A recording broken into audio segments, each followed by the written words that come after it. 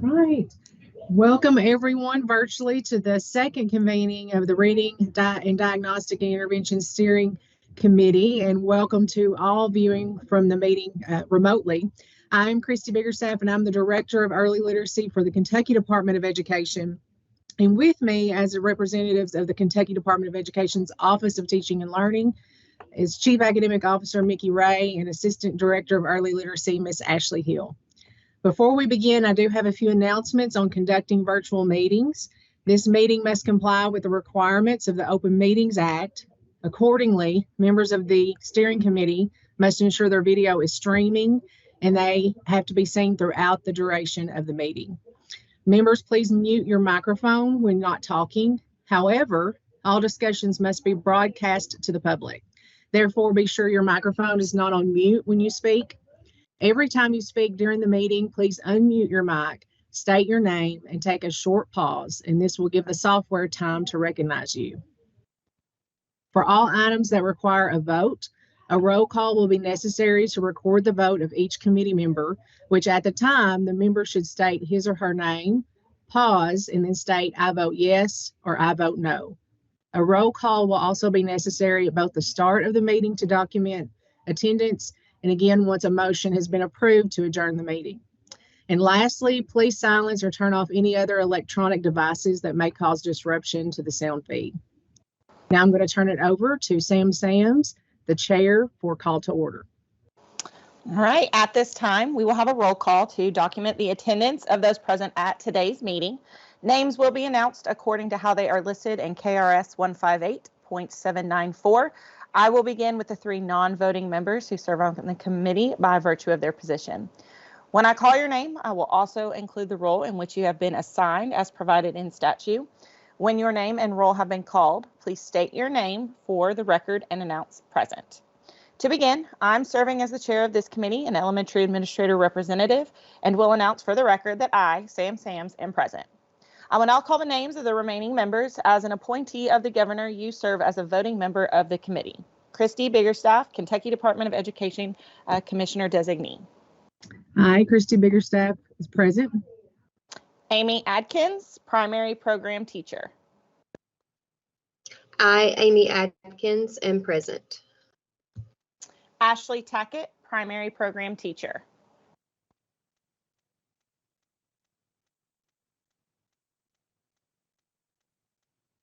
Dominique Pleasant-Moore, Primary Program Teacher. Janice Almasi, Post-Secondary Faculty. I, Janice Almasi, am present. Jessica Sparrow, Library Media Specialist. Jessica Sparrow, am present. Sorry. Molly Boyd, Elementary School Parent. I, Molly Boyd, am present. Paula Pleasant, Elementary Special Education Teacher.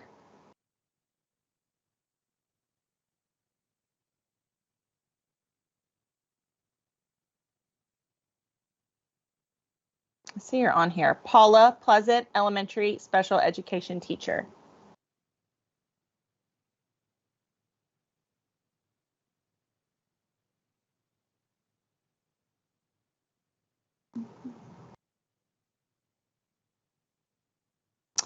All right. Mary Bell, private sector member with reading intervention experience.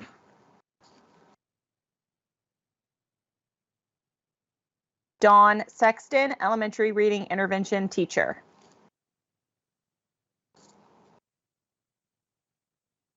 Amy Hatzel, teacher with experience assisting children who are deaf or hard of hearing.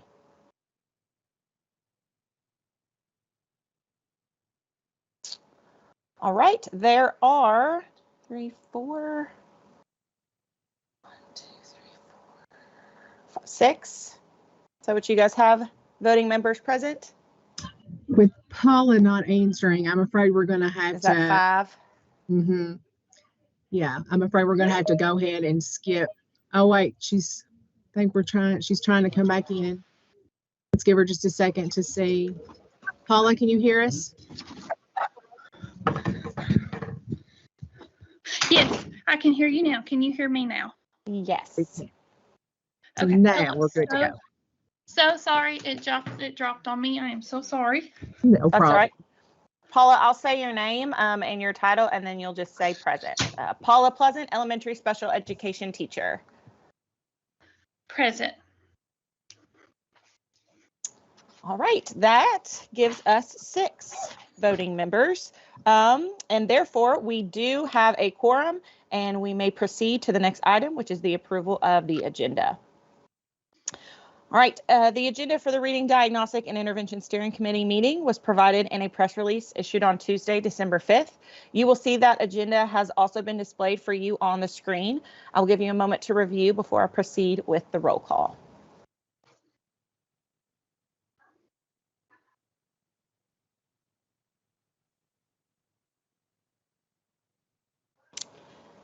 Is there a motion to approve the agenda?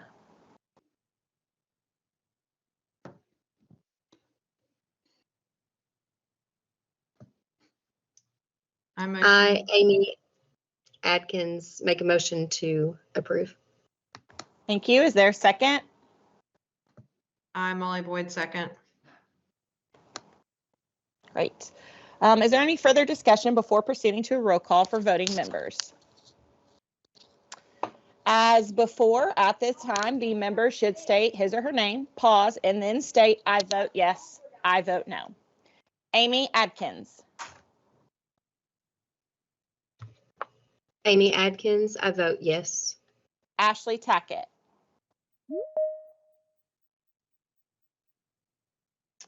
Dominique Pleasant-Moore. Janice Almasi. Janice Almasi, I vote yes. Sam Sams, I vote yes. Jessica Sparrow. Jessica Sparrow, I vote yes. Molly Boyd. Molly Boyd, I vote yes. Paula Pleasant. Paula Pleasant, I vote yes. And Mary Bell, Dawn Sexton, and Amy Hatzel are not present. All right. I'm sorry. Excuse me. This is Amy Hatzel. I am present. I just had some difficulty getting in. Perfect. I apologize. Great. I did hear everyone's attendance. Okay, great. Thank you. Amy, do you vote yes or no on approving the agenda? Yes, ma'am. Thank you. Thank you. All right, the committee has voted and the agenda for today's meeting has been approved. All right, moving on to item 4, the approval of the January 27th meeting minutes. Members were given a copy of the meeting minutes from the January 27th meeting. A copy of the January agenda and summary can be found on the Kentucky Department of Education Committee meetings website. I will give you a moment to review before I proceed with the roll call. If there's a motion to, oh, so sorry. Take your time.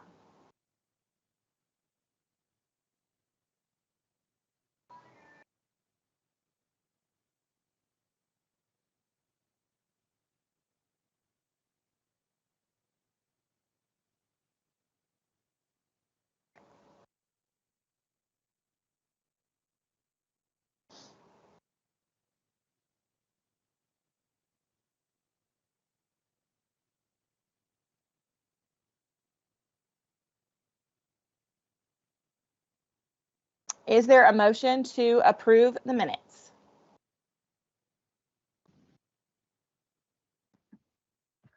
Jessica Sparrow, I make a motion to approve the minutes. Thank you. Do I have a second? Paula Pleasant, second. Thank you. All right. Is there any further discussion before proceeding to a roll call for voting members? As before, at the time, the member should state his or her name, pause, and then state, I vote yes, I vote no. Amy Adkins. Amy Adkins, I vote yes. Ashley Tackett.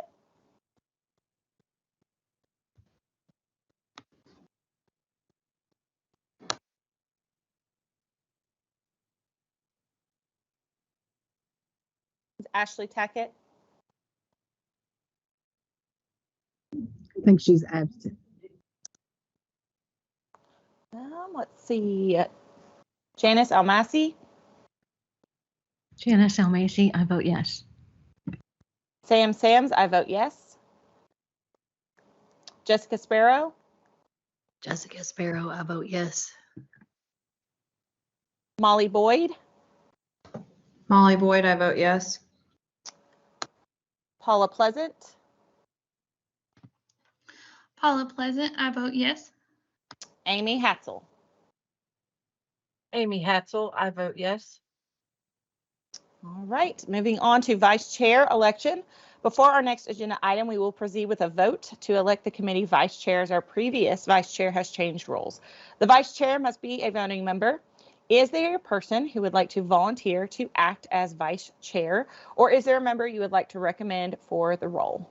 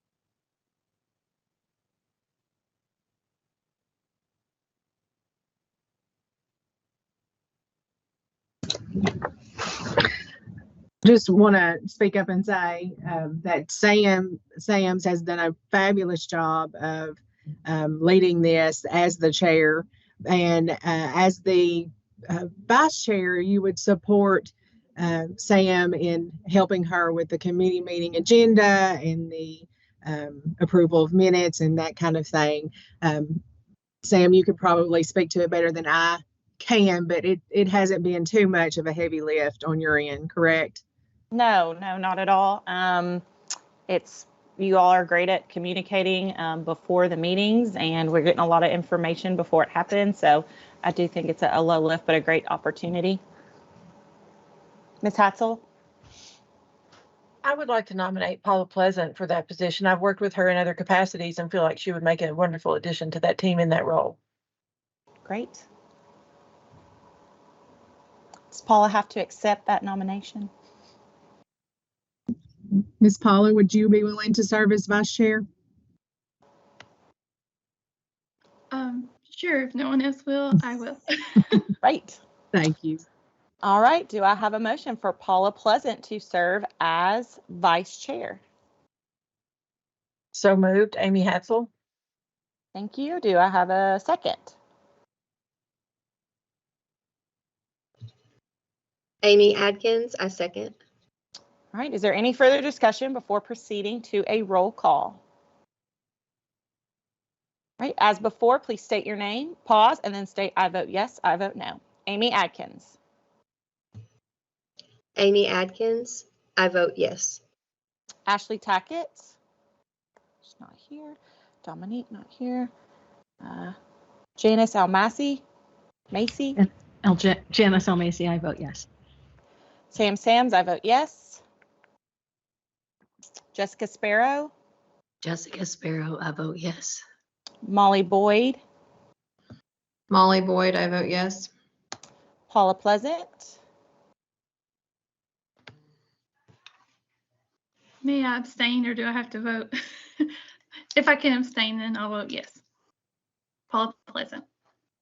And then Colin is not here. And then Amy Hatzel. Amy Hatzel, I vote yes. All right. The motion has been approved, and Paula Pleasant will serve as the committee's vice chair. Thank you so much, Ms. Pleasant. Thank you to our vice chair for willing to serve in this role. I'll now turn it back over to Ms. Biggerstaff for item number 6 on our agenda. All right, guys. Thank you all so much for taking both of these roles and these responsibilities. We appreciate it very much. I've got a couple of items on the agenda today, and seeking some feedback about our early literacy assessment review process and timeline. So I'm going to go through this and then ask for questions and feedback at the end, and then I will roll into the second item that I'm going to talk about today.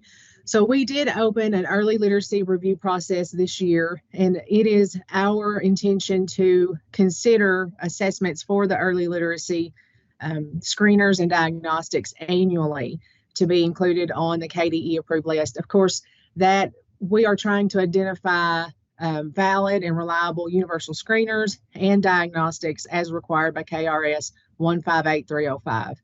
So we have that submission on our website now. That has ended. I'm going to go through the timeline in just a second, but we have composed a early literacy technical review team that's going to look at the submissions for completeness, and then if they have all the required information, then we are going to review them for inclusion on our approved list of universal screeners and diagnostics. So the timeline is that we opened up the submission process to go through the end of November. We did have some new assessments to be submitted to us, so we're going to be reviewing them as a team through January the 31st of next year. And then once we have checked to make sure that it has all of the technical requirements, it meets all of the criteria, then we will be uploading any new assessments, diagnostics, or universal screeners to our early literacy webpage by February the 19th, 2024. So you all are one of the first groups to learn that there might be some changes yearly to our universal screener and diagnostic list. We feel the responsibility to ensure that all of the assessments that we have on that list are current, up to date, and continue to meet the criteria that's set aside for us. I just want you to think for just a few minutes, as a committee, what kind of supports or information would a local district need in order to make the best choices for their universal screeners and diagnostics at a local level? So if anybody has any feedback to that end or any questions about the early literacy review screening process, you can feel free to unmute your mic and ask those.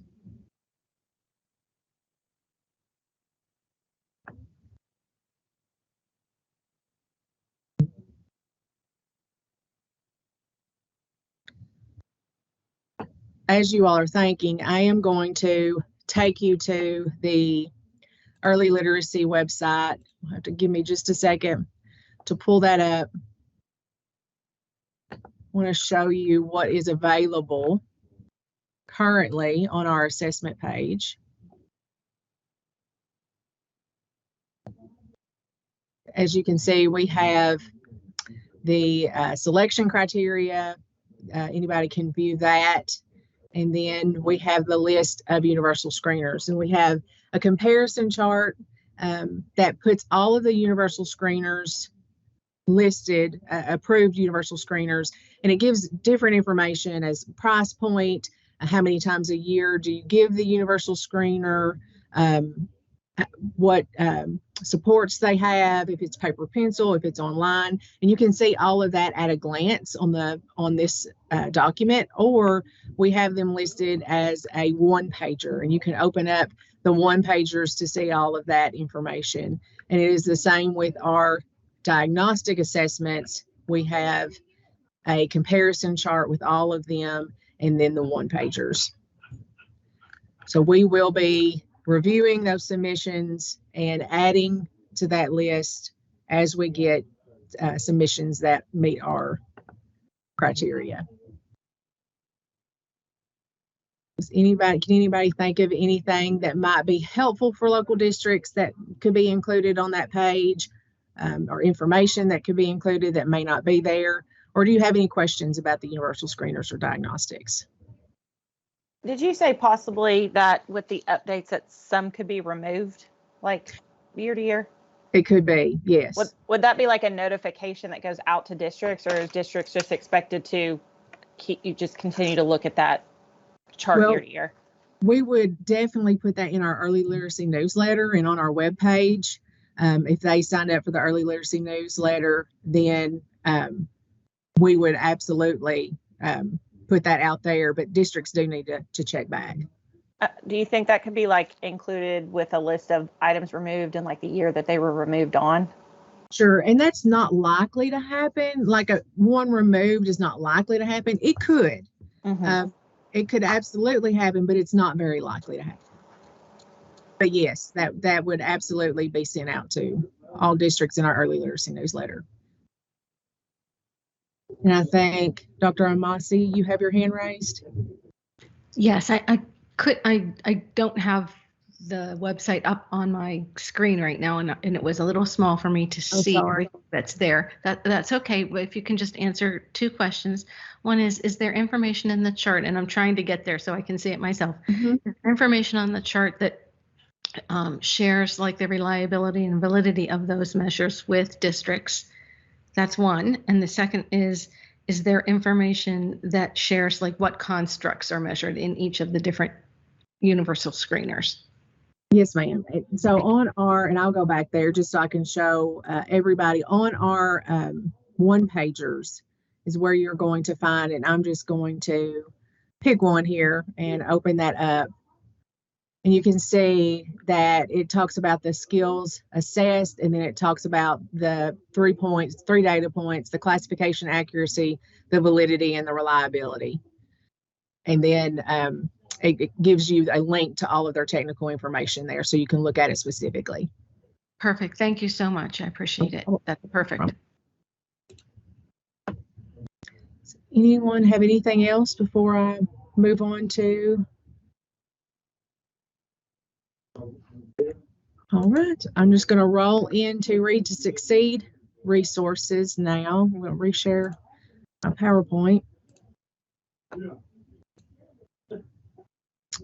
All right. So the last time we met, I talked about the Read to Succeed Act. But Christy. since that, yes, ma'am. I'm so sorry to interrupt, but I think there was another question from the group, Oh. and you may not be able to see that with I screen don't. sharing. I'm so sorry. Go right ahead, whoever I've missed. I think it was me, Christy. This is Amy Hatzel. I do have a question about the early literacy homepage and the resources that are listed there. Is there a general call for accessibility features for these different tools? I'm talking about particularly children with communication disorders, children who are deaf or hard of hearing. Are these kind of the type of instruments that are innately accessible already?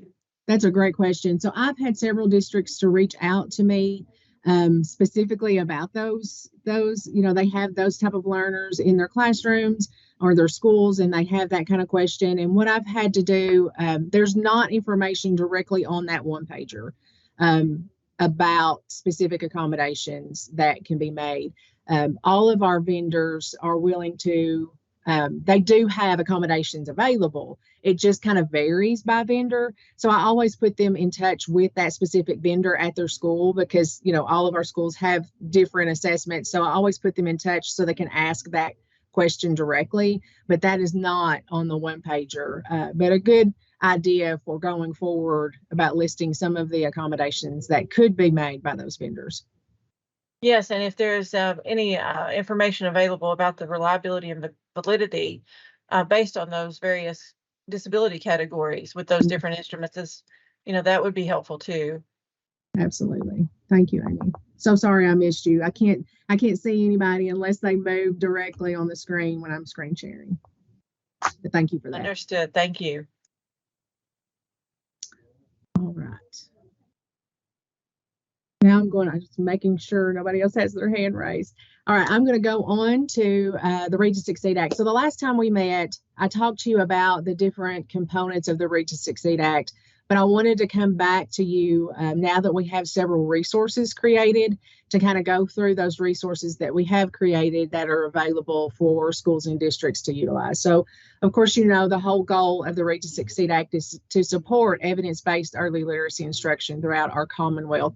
And the first portion that we just talked about is the approved KDE screener and diagnostic assessment. So you saw that and what resources we have there. I didn't take you through all of the resources on that page, but there's a lot of great information about MTSS, the different type of assessments on the Screener and Diagnostic assessment webpage for districts to utilize and learn. The next thing I want to talk about is the Reading Improvement Plan. And the Reading Improvement Plan has to be given to students who are identified using the universal screener as not making progress toward proficiency. So once they are identified that way, there's two things that happen. Number one, they have to be given a diagnostic assessment to kind of delve deeper into those skill sets to ensure that educators know exactly what areas of concern there are. And number two, they have to be given a reading improvement plan. The third thing that has to happen is a read at home family plan, and we'll talk about that in just a minute. But the reading improvement plan, we do have a template provided on our early literacy webpage for districts to utilize. They do not have to use our district or our template, excuse me. Districts can use their own template for a reading improvement plan, and some of them have put that on Infinite Campus as well. We do have plans to put that on Infinite Campus for districts to utilize, but wanted to take this year for feedback from districts on this template specifically before we uploaded it into Infinite Campus, because there are certain components that would cost money to change once we uploaded it into Infinite Campus. So we have that available for districts to utilize as well. And we are actually going to put out in the early literacy newsletter next week on Tuesday a resource. It's a webinar for districts to watch. I believe it's around 20 minutes, so it's not a very long webinar. But Jan Sellers, one of our team members, takes you through the reading improvement plan template and talks about each of those pieces. It's a phenomenal resource that districts can use. I think she'll have different resources attached to that webinar that you can use to think through going through the reading improvement plan with her. So that's coming out next Tuesday. And then the third thing that I mentioned was the Read at Home Plan guide, the family guide. We wanted so badly to ensure that when we rolled out some of the Read to Succeed Act components, that we had good resources to utilize with that it wasn't such a heavy lift on our districts to implement all of these different components. So we have the Read at Home Family Guide. It is a phenomenal resource. If you've not seen it, it has a section on all of the 5 literacy components. So a teacher who has a student that's been identified using the universal screener and the diagnostic, they've been given a reading improvement plan, and say that reading improvement plan is going to focus on phonics or phonemic awareness, then they could send the entire Read at Home Family Guide, which is all 5 components, and tell that parent, you're going to focus on phonemic awareness and phonics, or they can just choose to send those 2 pieces home with that child. It's got some great information. We wanted to ensure that it was accessible. We wanted to make sure that our parents didn't have to purchase anything. They didn't have to cut or glue anything. It was very easy activities that they can do. We do have a Read at Home planned Spanish version on the website, and we are getting ready to launch the top 5 spoken languages within Kentucky schools. We do have a translated version for all 5 of those, and that one, of course, is including Spanish. So we will include the other 4 translations onto our website here within the next week or so. So that is exciting as well.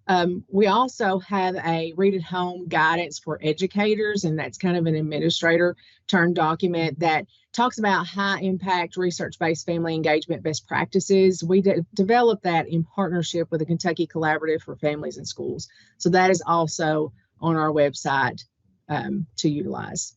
And kind of a hot topic that has been in districts in the last few months is a change within Senate Bill 156, and they changed a word in that law that has a high impact for our districts and schools. And that word change, AN 158-305, each superintendent shall adopt. It used to say may. So they changed the word from may adopt to shall adopt a common comprehensive reading program that is determined by the department to be reliable, valid, aligned to reading and writing standards, and it's for all kindergarten through grade 3 students. So that is something that we have really tried to help and support our districts and schools in adopting and implementing high quality instructional resources for K through 3 reading. And we do have some resources to assist districts with purchasing and acquiring HQIRs. We have the Reading and Writing Instructional Resource Consumer Guide, and that is linked on our webpage as well. And that consumer guide really helps districts to evaluate and select a Tier 1 comprehensive reading program, takes them through the process, is laid out very well. It's basically intended to help Kentucky districts ensure that their resources align to the Kentucky academic standards, and it also fits their local context. We point in the consumer guide, it points to green rated resources on Ed Reports as ensuring that they are reliable and valid as it pointed to in the law on the last page. We also recommend, because we know that there is not a perfect curriculum, there's just not one out there that is absolutely perfect.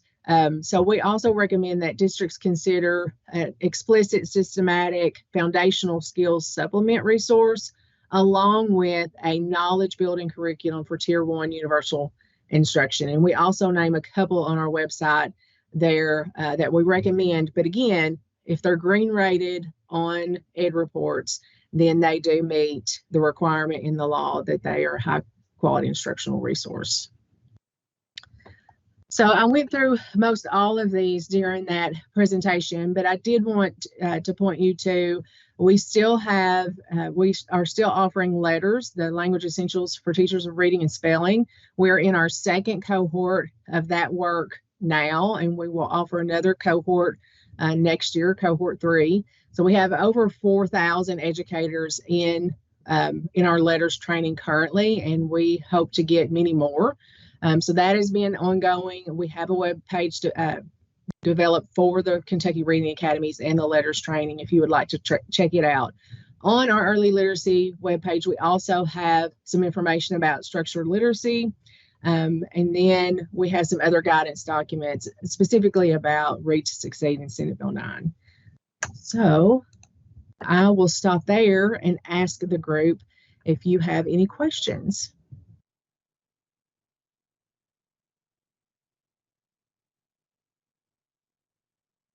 If you'll just help me in case I miss somebody. Ashley, if you'll speak up and just let me know if somebody's got their hand raised. See Paula's on the screen. Miss Paula, you got a question? Yes, half question, half statement. As a teacher, PTO, parent, and of course, elementary, just when I see, those family guides, which is great, kind of the KDE's role as far as maybe working with our FRYFCs. And I know that we are a literacy grant school, and just like working together to help get that information to families. And so kind of an idea going forward, or didn't know how close KDE worked with our Friskies as far as getting that to our families, especially those that are in high need of help and things like that. Correct. And I think that's a great idea. I think schools could absolutely partner with entities within their schools and outside of schools to help spread that information. And our hope is that because the parents are supposed to be a valuable member of that reading improvement plan team. And our hope is that during that meeting, when all the interventions and things are decided, that they would be able to give that to them now. But I know in a real world, not all parents will be able to come to those meetings. So then that could be difficult sometimes as well. But utilize any kind of partnership within your schools, mail. A lot of schools tell me that they're doing their reading improvement plan team meetings virtually, like meeting links that we're doing now, and that has been successful, and phone calls, etc. But yes, thank you, Miss Paula, for that comment. I think I see somebody else's hand raised. Go ahead and unmute. Hi, it's Amy Adkins. I'm wondering if we know for sure when that comprehensive literacy program school-wide has to be in place. There's been a little confusion, I think, in my school on when that has to be adopted. It's a great question because I don't think I actually, I'll try to go back to that so I can show you. It's by July 1st, 2024. So they need to have that adopted by July 1st, 2024. And that seems like a long way away because you think, oh, July, we've got time. But really to go through that whole adoption process and really vet the materials that you have and go through the consumer guide, it takes a while. So we've really tried to get that message out and talk about the urgency of starting that process now. But it needs to be in place by July 1, 2024. Thank you for that question. Anybody else?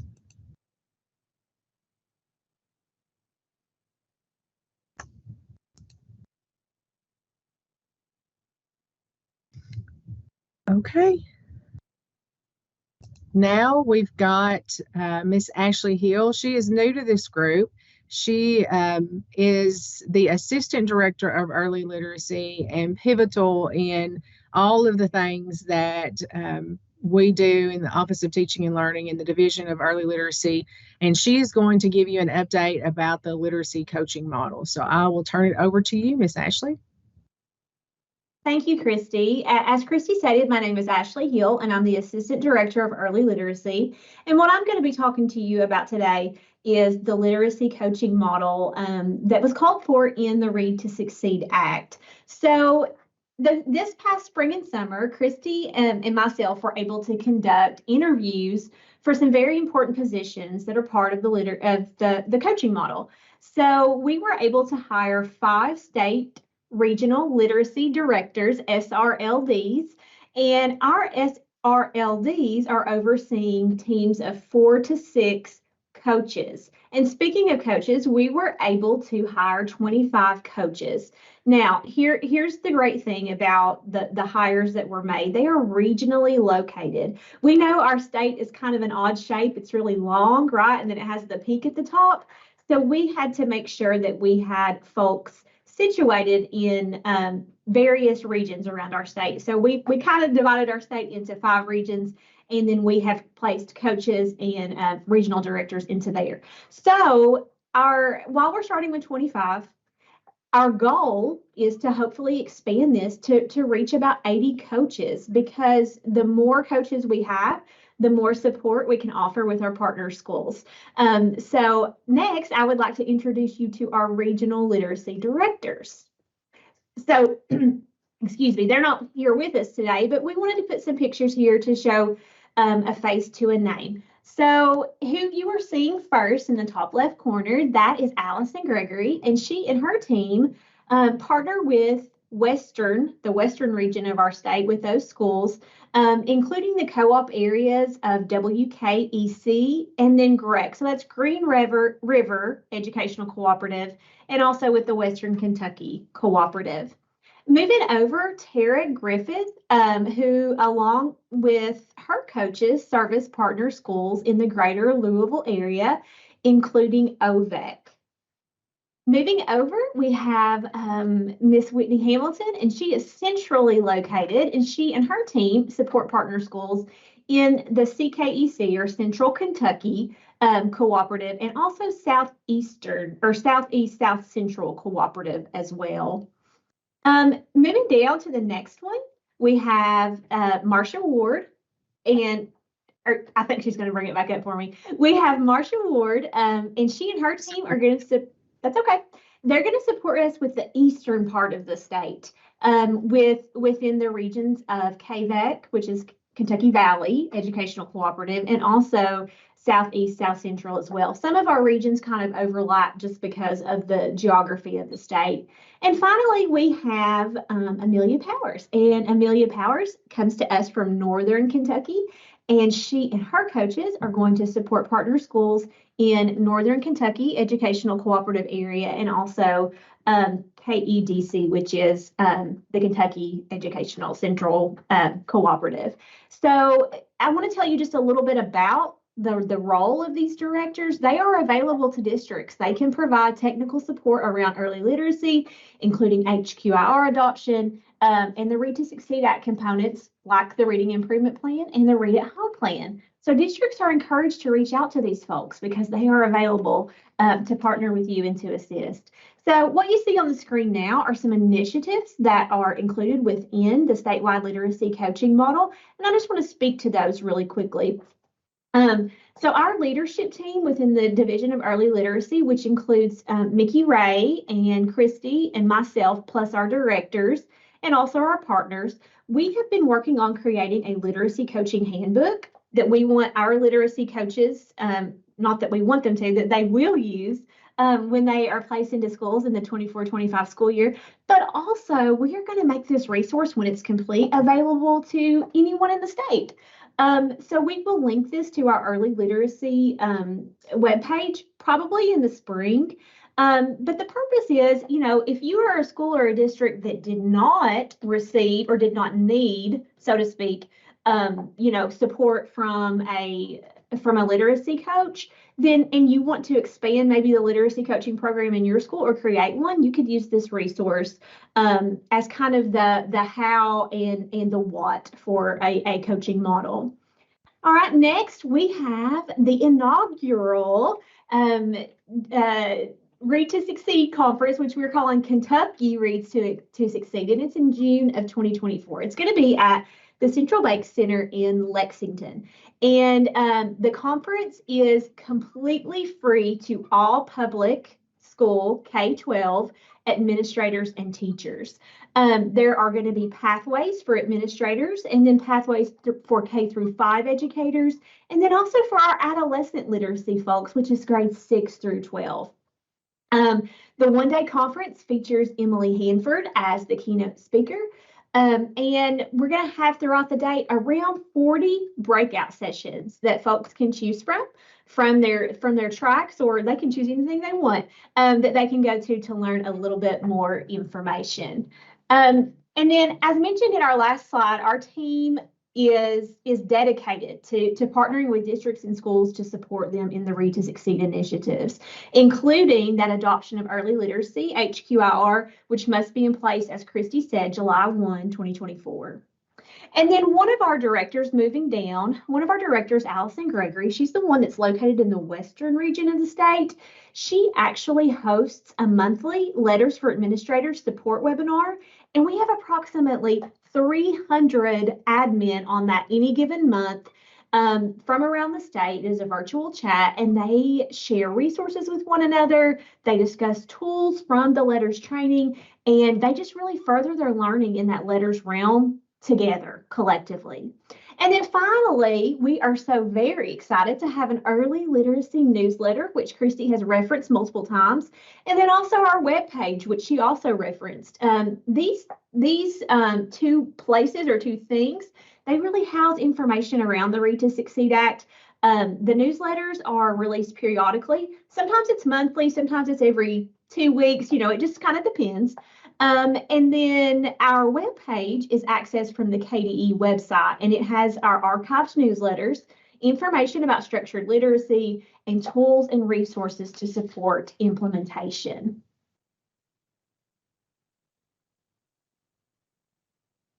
And so now that kind of brings us to the end of that literacy coaching model section, and I would open it up to any questions you may have.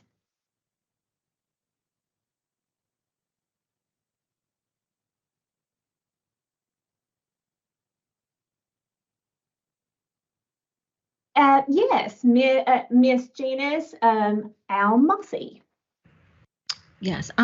So I guess my question is, why for the June conference would you want a journalist to be the keynote speaker who's an individual who doesn't have any expertise in literacy? Yeah, absolutely. So that is something that we have talked about. She is an educational journalist. She is not an educator. And so Christy and Mickey and myself will be meeting with Emily beforehand, talking about talking points. But we do know that her podcast, Sold a Story, is very popular around our state, and it talks or not just our state, our country, or our country, I guess. And she really promotes that structured literacy approach and the research behind how the brain learns to read and why some students struggle. And so we wanted to bring her in to kind of give that information and purpose, and as a draw in to get as many folks there as we can. Right, but she's not an expert. Like maybe it would be better to have an expert in one of those areas. She's a journalist, so she. Yes, thank you so much for your suggestion, and that is something that Christy and Mickey and I will look into to see what we want to do in that area. We definitely will I'd be have happy to that point. recommend people. I'd be happy to recommend people who actually have expertise in the areas that you're talking about. Sure. And to that point, we want to make, Ashley talked about it just briefly because we didn't have the time to kind of go through all of those different sessions that we will be offering. But, the keynote speaker is just kind of there to motivate and get people there. But we will have a ton of experts in our sessions that are being provided throughout the day. And we're going to break that down, as she said, into an administrative track and a teacher track and really hone in on some key skills and resources that we have and skills that we feel like our school districts need. And hopefully that will get district leaders, school educators into those sessions so they can further that knowledge and information. Ms. Sam? Yeah, I would say on the flip side of that, we actually used that podcast with my K through 3 staff last year to just kind of set the stage of making this transition. There's a lot of aha moments, and I know not all educators have listened to that podcast. So it was a good starting point for us to get our staff in the right mindset to then go to those breakout sessions and take in that information. I think it gets their mind thinking about what has happened over the course of history and literacy and education. So I could see how that could serve that role as the keynote and then get the expert information in the sessions for sure. Absolutely. Thank you. Yes, you're correct. And I did not answer thoroughly, but the keynote speaker is not a big part of the conference. It's the very first thing for less than an hour. And then the rest of the day is spent in those breakout rooms with experts, giving us information based on our track. So thank you. Miss Amy Atkins. Hi, I did not write the name of the speaker or the podcast down, and now I'm very interested. Could you repeat that so I can share with my staff? Yes, ma'am. The podcast is called Sold a Story, and the journalist is Emily Hanford, Hanford, Hanford. Thank you. Miss Amy Hatzel. Hi, thank you. I have a question about the language diversity that you mentioned earlier, and making materials and so forth available in several different spoken languages. During this conference, will there be a track or options and experts available in talking about early literacy with these linguistic diverse communities? And particularly, my background is in deaf and hard of hearing, and that is definitely an issue, everything from birth to or those early literacy years. And I'd be very interested to see, what we could offer there to assist in the early literacy development for that population. Thank you for your question. Christy, are you one to answer? Yes, I was just going to say, Amy, that's a great suggestion, and we are currently still building out all of those sessions, so we will definitely take that back to our team that's working on that. So thank you. And Amy? I think she just didn't put her hand down. Okay. I'm sorry. I'm making sure I'm not missing anyone else. Thank you so much for allowing me to speak, and I will go ahead and mute myself and turn it back over to Miss Sam. All right. Thank you so much, Christy and Ashley, for the information you both provided to the group today. Before adjournment, do any of the members have feedback or questions for any of our presenters today?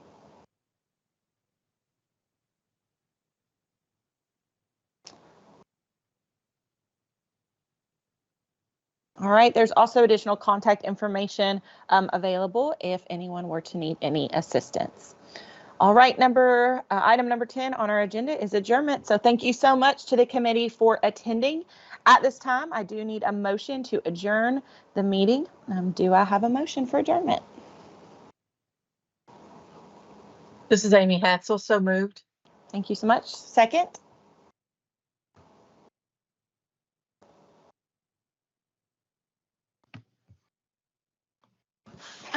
Paula Pleasant, seconded. Thank you so much. If there is any further discussion before proceeding to a roll call, please do so now. All right, members, as before, please state your name, pause, and then state I vote yes and I vote no for adjournment. Miss Amy Atkins.